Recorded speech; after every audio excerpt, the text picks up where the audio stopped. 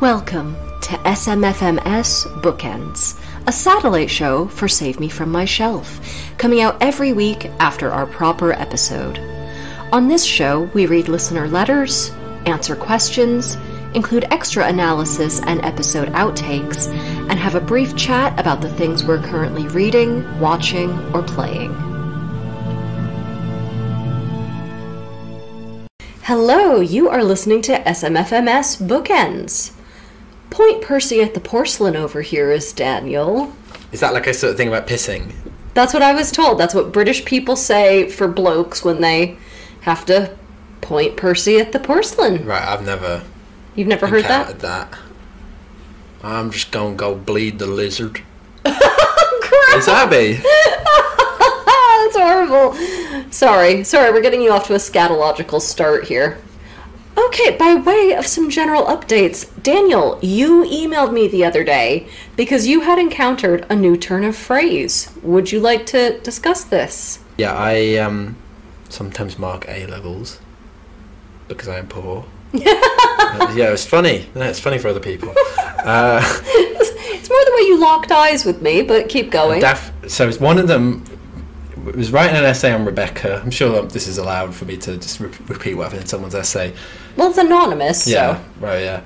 They wrote, Daphne du Maurier had, quote-unquote, Venetian desires, which I took to mean was bisexual. I have never heard that before. No. Venetian desires. Is it like the blinds? Because the blind, like in film noir, Venetian blinds are always used to like do light and shadow. Well, yeah, we were talking about... It's neither closed nor open. Because I was saying Venice is like neither land nor sea. I like that. Playing both sides. Also, it could just... Because I've heard transalpine before. In Rousseau's Confessions, I think somebody asks him if he's transalpine, and that means gay. So I wondered if it was something, just this idea of Italians being, I don't know, decadent. But yeah, so you want to use it more. I think we all need to integrate Venetian desires into our daily vocabulary. I think you guys are probably going to see this crop up on the show.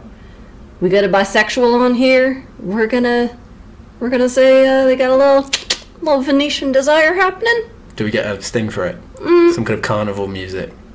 No, Okay. I just standard queer reading. Let's not gild the lily here. Okay. We've been handed a gift. Let's just run with That's it. what Venice is all about.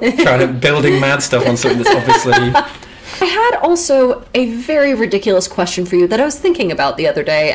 It's summer. We're all doing cookouts and watching baseball games and going to the drive-in. Yes. I was thinking about how you operate in the summer. So am I correct in assuming you live in a house, not a flat? Yes. How do you mow your lawn? Did you go tractor shopping without me? I've got one of those Nail clippers? push ones. But did you go tractor shopping without me, or did it come... What is this tractor... I don't know what that is. Like, well, where did you get said push mower? I think on the computer. Is it a motorized one? No, it's one of those ones that you have to use your own strength. It's got no external power source except the power of man, i.e. me. How big is your lawn? This was concerning me the other day, because I didn't know the answer. I've known you for so long, and I did not know this. Well, it's very narrow. Okay. It's like a terrace house. Okay. It's fine. I get it done. Okay. Talking to my dad recently, he is a boomer in the States. He loves his lawn. That man mows his lawn into, like, these beautiful patterns, and I was just wondering if, I don't do that. You don't do the same? No. You don't do, like, a sort of... on the diagonal, so it's this beautiful crisscross on a slight chevron. There's little bits left where the grass grows wild. Okay. Do you have a weed whacker? No, because the point is I want the grass to grow wild. Okay. There are some sections for walking around, whatever it's people doing lawns, and then there are some sections where nature can... Have its way. Yeah, go nuts. Okay, do you promise me that if you ever get a motorized tractor, you will take me with you? I mean, yeah, because it's just so unlikely that I'm going to, so I suppose, yeah, I can promise you that. I can promise that when I do that, I'll give you £1 million. I'm that convinced that I'm never going to do that. This is, You heard it here. It's here. It's binding. Contractually binding, I think. I don't like doing the lawn. I try to do it as little as possible. Oh, no, mowing the lawn sucks. I appreciate that. It's just, we're here, we're sharing. I realized this is such an important element of my own backstory because my parents ran a John Deere dealership. Oh, yeah. And also because of the American obsession with lawns, which I don't agree with, by the way, but I was curious. Okay, should we get to some listener letters? Yeah. This is a letter from Rebecca, who is a patron, so thank you, Rebecca, please. So she's written us kind of one long email, but only one half is for your ears, listeners. The rest is private. Yeah, some pretty blue stuff in here. Rebecca, you devil. Yeah, God. Anyway, just read the letter. So, because I found your Pamela episode so entertaining, I think it's my favourite one, despite the source material. I finally got around to reading it. Oh no, oh Rebecca, why? Wow, well, she got very good reading here. Okay. And I couldn't help noticing how incredibly similar it is to the beginning of Dracula, consisting of Jonathan Harker's diary. Dracula is one of my favourite novels, and I've listened to the audiobook several times, so I know it basically back to front. It's not just the epistolary form, but the imprisonment by the evil aristocrat, the danger involved in journeying to different sections of the house, the intercepting of the letters, the character's abortive attempts to enlist help, the way the epistolary form works to support the narrative, delays between diary entries, the threat of being forcibly prevented from writing by having the materials confiscated, etc. I like that because Pamela, it was technically before the Gothic started, but it was kind of anticipating it. Yeah. And then Dracula is reformulating it. It's neo-Gothic. So I quite like that they're both sort of speaking to it from different ends. Is Colbrand Van Helsing? I was trying to figure out who the vampire brides are. Are they Mrs. Jukes and Mrs. What's-her-face? Yeah. The housekeepers, the multiple sinister... Anyway, Colbrand. And then Shyamala would be Dracula Dead and Loving It, starring Leslie Nielsen. So, the feeling of the two novels... This is continuing the reading. Sorry, Rebecca. The feeling of the two novels was very similar to me, and I wondered whether that was purposeful on the part of Bram Stoker in order to queer code the relationship between Dracula and Harker further. I would think so. If not deliberately, then it's still, he's picking something up in the water. That the dynamic is very like that of Pamela and Mr. B, and also very like a high Gothic romance, and that Harker has been put in place of the innocent young woman abducted by a man for nefarious sexual purposes. Oh, yeah, for sure. I really like that. Oh, Rebecca, don't make me start to like Pamela. Don't make me question my long-held enmity. Well, we can just be grateful to Pamela without liking Pamela. Okay. I respect you, Pamela, but I don't like you. I don't respect Pamela, but... Yeah, I don't even respect you, Pamela. I just acknowledge... I acknowledge maybe you have lent something good to Bram Stoker. Yeah. I think my thoughts about this may be less coherent than they were earlier. The COVID, she has COVID, that's mentioned in the private half, is fogging my brain a little. 2 thumbs up on agreement, I think, and well done to you. Good essay, that would be. Yeah, I'm going to give you 2 thumbs up and a moonwalk. A high 2-1. Are you doing, you trying to upstage me? The moonwalk is just to make you feel better, because it sounds like you were ill. Here's a letter from Ashley. Hi! Love the podcast. I have some classic lit suggestions. The Phantom of the Opera by Gaston Leroux. The Hunchback of Notre Dame by Victor Hugo. Oresteia by Aeschylus. The Divine Company? The Divine Comedy by Dante Alighieri. And Washington Square by Henry James. Thanks a million, Ashley. We have gotten so many recommendations to do The Hunchback of Notre Dame. I'm thinking, we said that next season it's going to be all like banned books and things like that, so it probably won't be next season, but I'm kind of thinking if we do a season after that... I don't want to do that. You don't want to do that? No. Okay, well, we will talk about it. Yeah. I would love to do Phantom of the Opera. You don't want to do that either, okay? All right, Daniel's shaking his head. He doesn't want to do anything that's joyous or fun or camp. And I think we should reveal that we were actually going to do Dante's Inferno this season. We were going to do it this November. We even had Justine signed up to come on. We have had a very, very big conflict in November, which means that we have to do another text that is significantly shorter and less involved, just, sort of unavoidable stuff. So Dante's Inferno has been bumped, and I'm really sorry. I was actually learning Italian and everything. I was going to read it in the original. It was amazing. Daniel was coming in molto bene, mozzarella. Farfalle. Yeah, he was basically Otto from A Fish Called Wanda. Yeah, I don't remember that bit. You don't remember him speaking this ridiculous Italian to Jamie Lee Curtis and her getting all turned on? No. Here's a letter from Caitlin. Hi, friends. I absolutely loved the show. It has helped me make it through many a dull day. Long dull day, that is, at the office. I know your suggestion list is probably quite full, but I still wanted to make a few recommendations. If it's Hunchback of Notre Dame, I'm gonna laugh. It is not. I love The Jungle by Upton Sinclair, and soon plan to start my 3rd reread. We've never done any non-fiction on the show, have we? Well, that's a novel. The Jungle? Yeah. Isn't it about the... Meatpacking. But it is a novel, yeah. Is it? Yeah. I've only ever read an excerpt in, I think, maybe 10th grade, and I was under the impression that this was journalism. A journalistic... No, it's based on his kind of journalistic work. Oh! Well, I've read it. Clearly, I need to read it, then. I read it quite recently, and I think, well, I did like it, but I didn't like it that much. I was a bit disappointed, and I think, firstly, because I read that it was really disgusting, and I think I'd built that up too much. I was really excited for all the disgustingness. And secondly, I think the kind of characters are quite sort of two-dimensional. There's a lot of them just being like, now I've learned that socialism is important. Oh, really? It's very similar to The Grapes of Wrath, but I think The Grapes of Wrath is just like much better. Okay, all right. It's still worth reading. I think it's still good, especially as a portrait of Chicago at that time. It just sounds horrible. Did it make you more of a vegetarian? Maybe less of one. Okay, interesting. What's this thing he said? I aimed for America's heart, and I hit its stomach. Because he was hoping that the workers would get better rights, but instead there was just more... People were just like, this is disgusting. We need more meat regulation. Anyway, and I'm currently reading The Last Man by Mary Shelley, which has been quite interesting, and with a lot of queer reading so far. Quite hard to achieve when you're just one bloke. He doesn't start off being the last man. Oh, right. You've read it, presumably. Yes, that's something that I read during my PhD, and when I teach post-apocalyptic fiction at Aston, that is one of the options you have to write about in your essay. Is it good? Yeah, it's all right, yeah. Okay. Hope you're both having a delightful day, Caitlin. Thanks, Caitlin. Yeah. I think we might have to add The Jungle to our long list. It's quite a big one, isn't it, I think, yeah.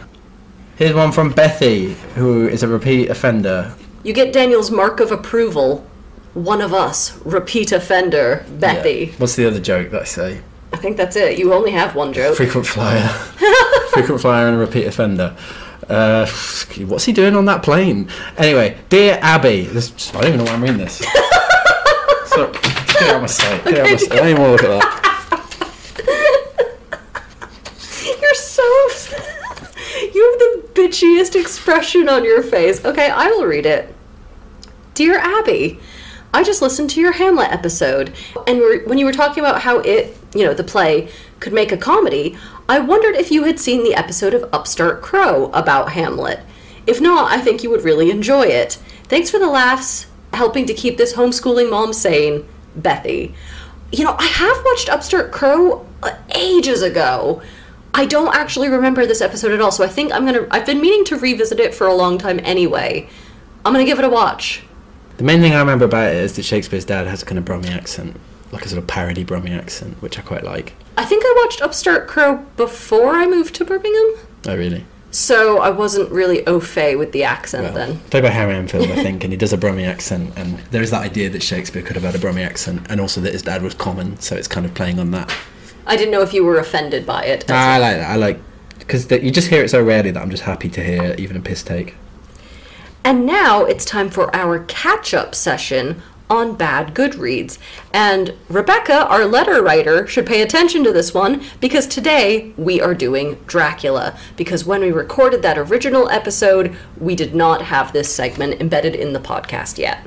Ooh. The characters talk like Yoda from Star Wars sometimes. Yes, I'm aware that the original publication was 1897, and it's written in Old English. 1 star.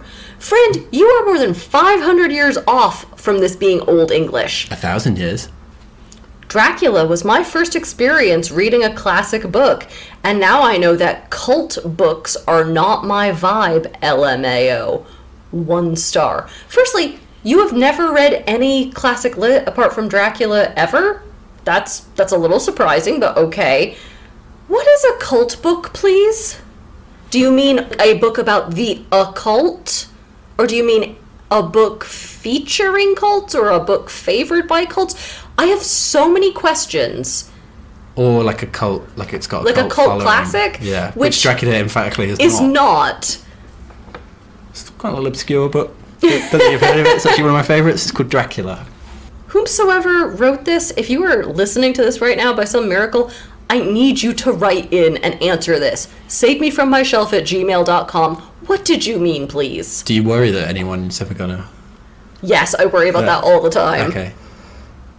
I know this is one of the very first horror novels, and they didn't know about pacing.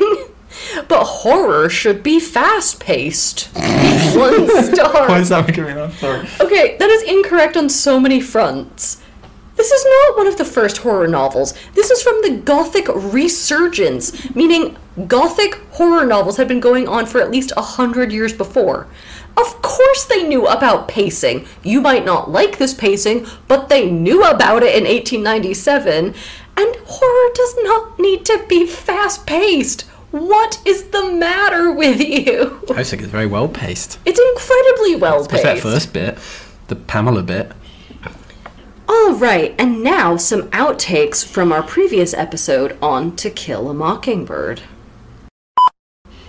Ooh, we are low energy and in a weird place already. Like, I'm sitting here, like, staring at you going, oh, I'm meant to say things, aren't I? Yeah, I'm feeling a bit like that too. Okay, we'll pick it up, don't worry. Woo! Yeah. I just do that whenever I want to get, and it works. Oh, that bump of cocaine has finally hit the system. Can I just mention some of these weird foods? I should have kept proper notes of them because there were more, but scuppernongs. Did you know what they were? I had to look them up. It's a type of big grape. Yeah, I had to look that up as well. That's not something we get up north. China berries. Not something we get up north. Okay. Lane cake loaded with shinny. We have our different versions of booze and cakes. Okay, because shinny is whiskey. I believe so. Yeah. That's not a word we have up north. But it sounded alright anyway. I thought a lot of this, except the scuppernongs. You don't like a big grape? No, I like a small grape. You've always said that. You've been very consistent on that front. Yeah. Okay, can we talk about how Atticus is often seen as a little bit of a heartthrob? Is that just the film? Is it just because Gregory Peck is quite handsome in the film? In that sort of way that Gregory Peck usually isn't? Yeah. Do you like subpoena coladas and getting caught and arraigned? Right, very good. That's the joke we used to tell at the law firm I worked at. Ah, I bet that got old quick. It did. And now, some more analysis from our previous episode on To Kill a Mockingbird. Well, I thought this was a good point for more historical context. This is where our modern understanding of the Confederate flag comes in. So, the Confederate flag had actually been retired decades earlier. I think even... Shortly after the war. Well, yeah, I believe the Daughters of the Confederacy, sort of in the early 20th century, were like, yeah, we need to, like, not really show this anymore. A lot of people in the South thought it was a sign of its traitorous past or of Southern failure. So in the time period when this book is set, in the 1930s, people would not really have been flying the Confederate flag. It was only during the late 1940s that Southern politicians brought it back as a symbol meant to oppose Martin Luther King and other civil rights activists. So the Confederate flag, which the South itself was like, yeah, we don't need this anymore, it was literally brought back to be racist in a modern context, and then became coded as a, like, this is our culture thing, and that's what we still see today. So what you're saying is, instead of it just having been continuously racist, there were in fact two separate periods of it being racist. Correct. It's like the Ku Klux Klan having different periods. Yes, exactly. Yeah. Also, that's not even the real Confederate flag, is it? That's what annoys me. That's the battle standard. No, I'm not. No, it's not serious. I know. Oh, God, okay. This is real. It's not their national flag. I forgot you take flags very seriously. Well, to an extent. There's a note. How do you make Boo come out? Quote, this is what Jem says, it's sort of like making a turtle come out. Strike a match under him. Dill says this is hateful. Jem says turtles can't feel. And Scout warns Jem off setting fire to the Radley house. So is this the return of the HST? Literature's most popular device, the highly symbolic turtle? You know what? I'm going to give this one to you. This season is chock-a-block full of turtles. The turtles all the way down. Yeah, can a turtle feel? Of course it can, and so can Boo. Leave the guy alone. He's got problems. Oh, I just want to say this other thing about this judge. I love this bit about the judge. I knew you'd love the judge. Yeah, Judge Taylor. He had one interesting habit. He permitted smoking in his courtroom, but did not himself indulge. Instead, he put a long dry cigar into his mouth and munched it slowly up.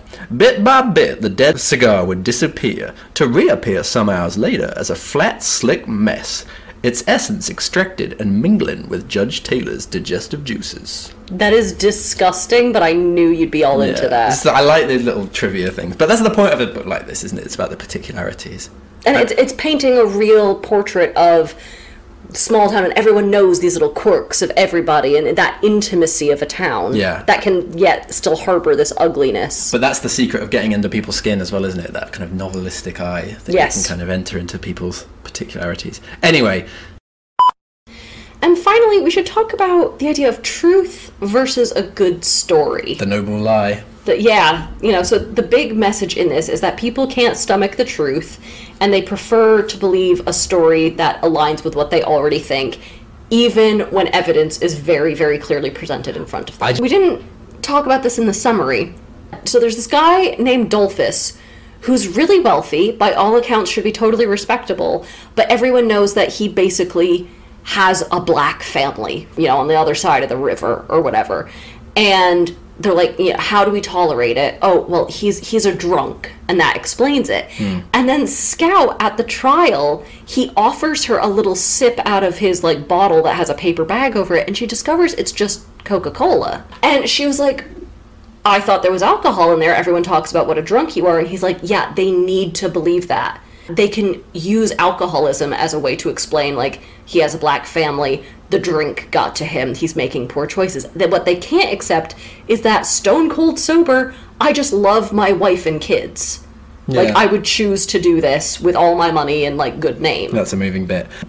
But you're right. And, of course, that's the crux of the end, isn't it? That they want to believe in white womanhood even when the facts are slapping them in the face. Yes. But when Dill runs away as well, and, they find him hiding under Scout's bed, he's like, oh, my new daddy was awful. I escaped being chained in a basement by him, and then I ran off and I joined the traveling circus as a camel washer. And Jem instantly goes, yeah, okay, but how did you really get here? And Dill immediately is like, oh, I stole money from my mom and I took the train. And so he's very comfortable with fact and fiction going side by side, and Dill doesn't really see it as a lie or anything he should be ashamed of. He's like, but isn't this a better story? Yeah, but that's also a very Huckleberry Finn bit, isn't it? Maybe it's worth just briefly comparing the two, because Huckleberry Finn, a book about a historical quote-unquote novel about, there's a kind of Bildungsroman, all written from the point of view of a kid and in their sort of dialect. But also, Dill is he's a kind of Tom Sawyer type, isn't he? Kind of coming up with this funny story. And that ambiguous ending of Huckleberry Finn where they force Jim into that awful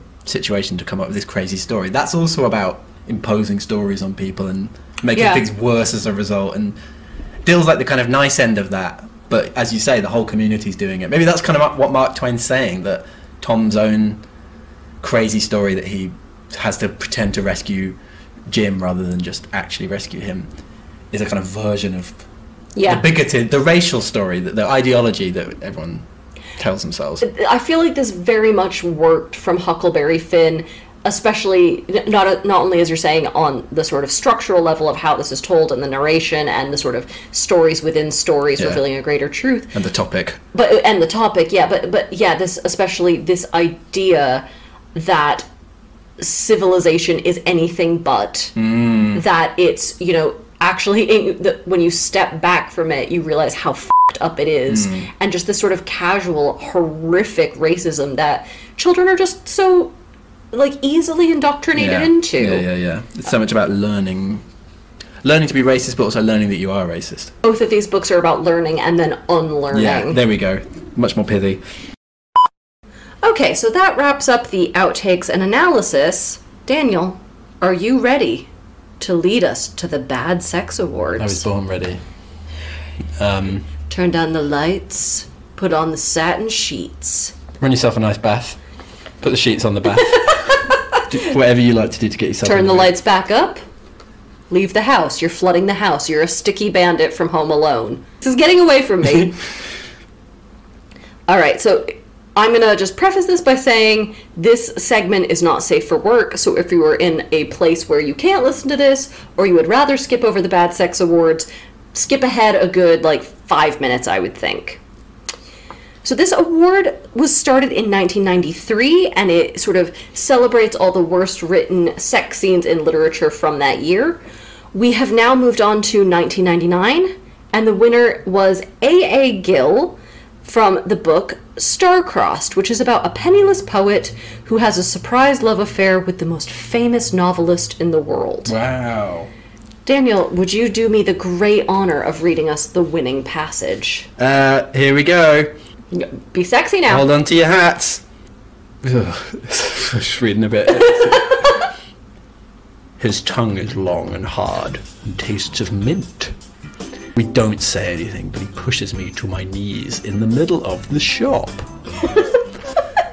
Just in a Tesco Express. Every last word in these sentences is throwing me off. Mint, shop. It's difficult to undo his flies. I put my hand in. It's hot and damp. And that's my hand. And then, Christ, it's amazing. Huge. It just goes on and on. As big as... And then the other person interrupts. Or something. A magnum, a Jeroboam, a Methuselah, a bitter pump, a fucking salami. Shut up, John. So I don't know what the context of this reading was, because it's all are they actually writing a sex scene in the story? That's what it sounds like. Yeah, I'm not really sure, because this is all I was given. This is the passage that won, so we have to take it at face value. Why are you in a shop? Why is everything so damp? And then... He pissed himself. And then, can we just... Salami? That's the best you can do? But that it seems like it's a joke because of the whole Magnum, Jeroboam, Methuselah, yeah. Or it seems like a kind of their writing, especially since it's a book about writers, and because it's in these inverted commas, like it's a dialogue. I'm thinking that they misawarded this. It's actually ironic. I'd be willing to entertain that. Yeah. Could somebody go out and read this book, because I don't want to do it, and then tell me if this was sort of they missed a trick assigning it to this? I think so, yeah. Now for some general questions or points. So, Daniel, I was thinking, are there any novels or plays or just any texts that you've reappraised over the years? Something that you just were not mature enough to appreciate the first time? Well, I normally only read a book once. That is true, which makes this question difficult. But maybe it's something that you thought about more and you're like, maybe I didn't have that right. When I was a kid, I read that Northern Lights book and I had to give up because I found it so scary. And about 2 years later, when I was preteen, the age at which it's aimed at you, I really enjoyed it. For me, I think we talked about it in the episode we did, but The Great Gatsby, when I first read it, I could not get on with it. I was like, this is really not engaging at all. And I think I just wasn't quite old enough to appreciate how sophisticated it was. The narration is so complex, there's so much happening, and I think when you read it, if you're a bit younger, a lot of that goes over your head, and so you're just a bit like, eh. And also it's so gaudy as well. And some of that gaudiness is satirical, but some of it is just Fitzgerald style, and that can kind of distract you from the nuances beneath it. Dickens as well, because I think he wrote these big doorstops. They had us read, again to pick a text from our reading list, in 9th grade they had us read our first Dickens, which was A Tale of Two Cities, which is an impossible book, especially those first few chapters, to make 14-year-olds read. So for the longest time, I thought I hated Dickens, and I was like, no, this was just a very poorly selected book for our age group. Yeah, that's not right. Dickens is a funny one, actually, because despite having published on Dickens and stuff, I didn't really read him until, I don't think I'd ever even read a novel by Dickens after completing my bachelor's degree. It happens. Yeah, maybe even my master's. Which is mad. That I did a PhD partly on Dickens, and that was the first time I'd read him. But it was almost kind of when I got into it, I was kind of when I was reading him, I was kind of I'm glad I left it till this point. Because I don't think the kind of sentimentality and jokiness and grotesqueness of it, I don't think would have appealed to a younger me. No, so I feel, you know what I mean? Yeah, you have to age into these things. Sometimes it really is the things you assume you hate. It's actually just a product of maturity and even your own knowledge, because I feel like I understand how to read these big Victorian doorstops in a way I never would have during my teens. Yeah. By way of another question, if you could bring back one author from the dead to write just one more book, who would it be? Yeah, I am not much of a completist when it comes to authors' oeuvres, so... This is not a question. All of my favourites, I could still go back and read more of their stuff, so it's kind of, it's a bit hard to answer this one. What's yours? I had kind of an unusual one. We were talking about Dickens. I would bring back Dickens not to write his own book, but to help his best friend Wilkie Collins write one of his, because famously when Dickens died, he was the guy who Collins bounced ideas off of. He polished up Collins's writing. As soon as Dickens died, Collins's books kind of went to shit, like, overnight. I would love to see what masterpiece Collins could write if Dickens were there for one more book. Yeah, that's quite weird. So between 1870 and 1880, whatever, when Wilkie Collins died, yeah, you just want Dickens to be alive for that, to help Wilkie Collins. Just even give him through, like, 1871. Okay. Just whatever that next book was. I just want to see how Dickens could have helped him. I wouldn't mind it if a certain Mr. Karl Marx had finally got round to writing his book on the state. That would have been good. Instead of focusing on... I mean, yeah, we all know it's incredibly interesting talking about the relative productivity of different parts of farmland, which is what a whole dose of Capital Volume 3 is devoted to. We know that's a great bit, but I would have liked the state a bit more about politics. There you go. See, there's your real answer. You say you're not a completist, but I think you are for Marx. Yeah. There we go. All right, Daniel, what are you currently reading, watching, or playing? Oh, this is a bit late now, isn't it, when this is going to come out, but... That's okay. On the eve of the death of Shelley Duvall, pretty much. I didn't even know she was going to die because it was beforehand. That's what I'm saying. You didn't murder her, is what you're trying to convince us of. And my alibi is I was watching Popeye, the Robert Altman film, because I've been watching loads of Popeye lately, and it's very good. The Fleischer cartoons are really good. The film is a sort of strange, ungainly Leviathan, really. It's a really weird film, but I enjoyed it. I remember thinking, I don't think I've ever seen it properly, but I remember seeing clips and thinking everyone looked amazing. It's objectively flawed, I'd say that. But it's like, sort of goes well with it. And also because Robert Altman is the master of muttering, isn't he? And obviously Popeye... Popeye mutters all the time, so it's a good film for... It seems like a match made in heaven, but they struggle. I did laugh out loud at one bit where Popeye goes, "Oh, my mother myself." But, yeah, it was alright. It's got songs by Harry Nilsson. Does it? That seems... It's a really weird film. And also, I think a lot of it's based on the comics. Okay. And I haven't read the Seagar comics. Gotcha. So. I've been meaning to actually sit down and watch it for years. Wasn't it filmed in, like, Malta or something? Yeah, that was why, because I was talking to a student, as well as watching lots of Popeye, I talked to a student who went, "I went to Malta on holiday, it's rubbish, but you can go to the Popeye town." I was like, why would you want to go to the Popeye town? Why wouldn't you? But also, I'm sure Malta is beautiful. Look it up, though, because you can get... There's a theme park still, and you can get married there. And it's very fun. It's a funny silhouette of Popeye and Olive Oil getting married. I love reading the websites of awful tourist attractions. Listener, if you go get married at the Popeye theme park, please send us pictures. We need to see them. We will tweet them for you. We will do whatever you want. I have to see this. And that's what I've been doing. You and I completely forgot I'd put this on here, but you and I were just talking about the Ryan Murphy show feud, Capote versus the Swans. I'm so sorry, because you just heard me talk about this, and now I'm going to... I just tune out, it's fine. Yeah, that's fine. Yeah, so I really love Feud, Betty and Joan, which came out a few years ago. I think I've watched that show through like 6 times now. I was so excited that there was a new one, and it's about Truman Capote's relationship with all of these sort of New York socialites in the 60s, and then, you know, when he inevitably betrays them by writing this thinly veiled piece on them, and it sort of humiliates them, they shut him out of society, and their long-standing feud. I wanted this to be so much more glamorous and bitchy than it was. This was actually a terribly, terribly sad show about unrealized potential, lives thrown away, everyone facing their mortality, everyone facing becoming irrelevant. And I was just like, damn it, I don't want this. Yeah. But Tom Hollander gave a very, very strong performance as Truman Capote. I kept forgetting it was him. Yeah, that is weird, because I don't see him in that role. He was really convincing. Quiz. What film did Truman Capote cameo as a Truman Capote lookalike? Annie Hall. Yeah, it's quite an easy... Which also has Shelley Duvall in it. That's not true. Does it not? No, as a sister, a twin sister. Ah, okay. Oh, you're doing that thing where you think you're charming me? But I'm not. Yeah, I think that's probably it for us. We don't have too much else. We spent an inordinately long time talking about you mowing your lawn, most of which I assume is going to get cut. Oh, sorry. You're quite brilliant. Thank you. No, I can't pass that off as anything other than unintentional. Okay.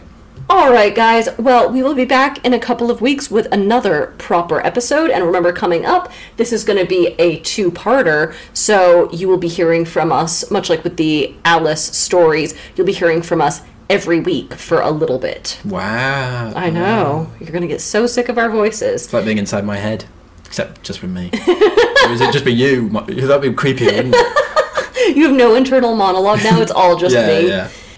All right, guys. Yeah, rate and review us wherever you listen. Join our Patreon. You know, we have some fun stuff coming up. And apart from that, we will see you in a few weeks. Thanks for listening to Save Me From My Shelf. Our music is The Overture to Don Giovanni by Mozart, and cover art is by Catherine Wu.